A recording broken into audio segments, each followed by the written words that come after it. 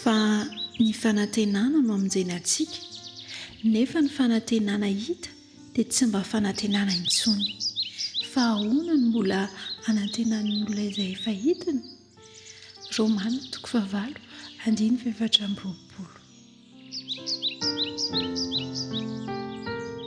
Ny andalana ny lalan'ny marina, avy amin'ny fahasoavana ho amin'ny fahasoavana izany, ary koa avy amin'ny voninahitra ho amin'ny voninahitra.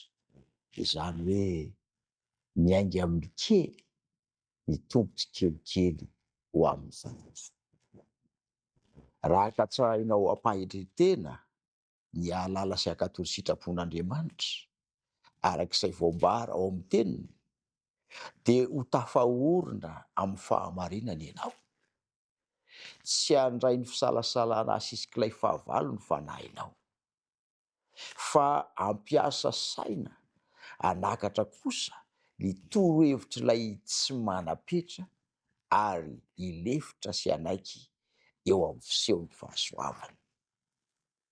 Izao no tsarovy, Andriamanitra dia manome porofo ampy ahafahanao manaraka ny fahamarinana ny amin'ny fahazavana rehetra sy ny fahatakarany sainao. Saingy tsy hanaisitranao oviana na oviana ireo antony rehetra mety hiteraka fisalasalana sy tsy finoana izy. Zao mantsy, raha esorina eo anoloanao izany, dia tsy ilainao intsony ny hampiasa ny finoanao, fa manjary mandeha amin'ny fahitana ianao.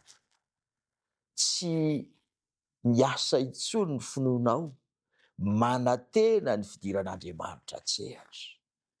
Enoy ange ity fanambarana ity, fa izay manana fo mihetry ka manaraka ny fahazavana mitaratra eo aminy, dia handray fahazavana bebe kokoa, ary izay mandatsy hakatoa mandra-pahitany ny antony rehetra tsy hisalasalana, dia ho tavela ao amin'ny aizina izy.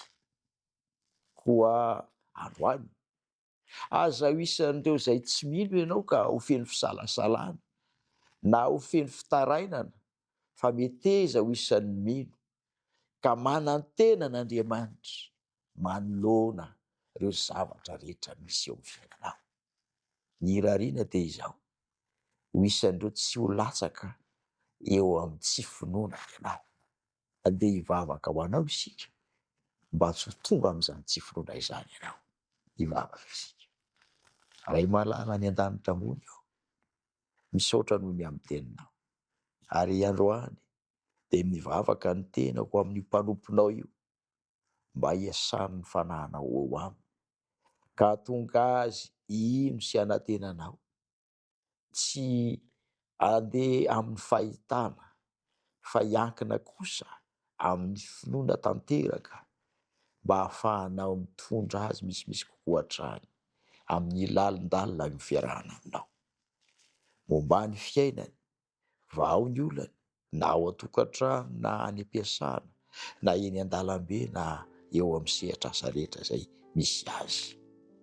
Meteza hitantana azy ianao, hiazona azy, ary hanome azy fahanahy masina, hanoro lalana azy mandrakariva.